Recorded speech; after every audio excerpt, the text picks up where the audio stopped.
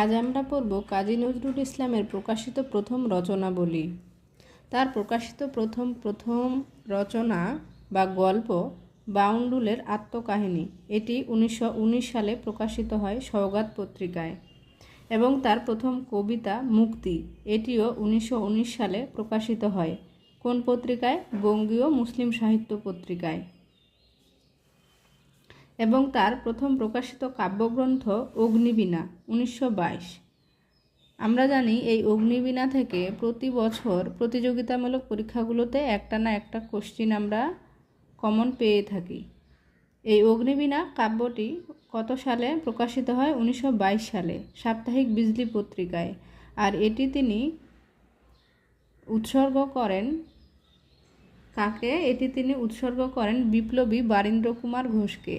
এতে মোট 12টি কবিতা স্থান পেয়েছে। এ কবিতার প্রথম কবিতা হলো প্রলয় উল্লাস। আর এ গ্রন্থের বিখ্যাত কবিতা হচ্ছে বিদ্রোহী।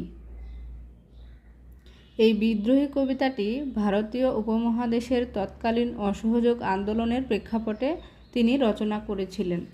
তার প্রকাশিত প্রথম গল্পগ্রন্থ ব্যথার দান। আমরা এই ব্যথার বানানটি অনেকে ভুল করে থাকি, এটা ভালো করে খেয়াল করব। তার প্রকাশিত প্রথম প্রবন্ধ তুর্ক মহিলার ঘোমটা খোলা, যা 1919 সালে প্রকাশিত হয়।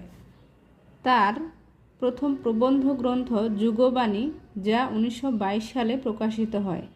আমাদেরকে অবশ্যই মনে রাখতে হবে যে প্রবন্ধ এবং প্রবন্ধ গ্রন্থের মধ্যে কিন্তু পার্থক্য রয়েছে। প্রবন্ধ হলো শুধু একটি মাত্র প্রবন্ধ, যেটা কি তার 1919 সালে প্রকাশিত হয় তুর্ক মহিলার ঘোমটা খোলা।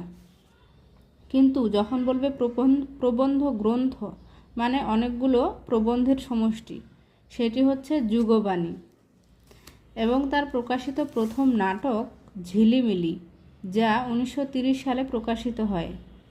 আমরা নজরুলের নাটকগুলো এভাবে মনে রাখতে পারি: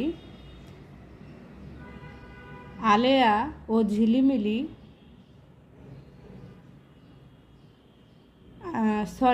এটা হবে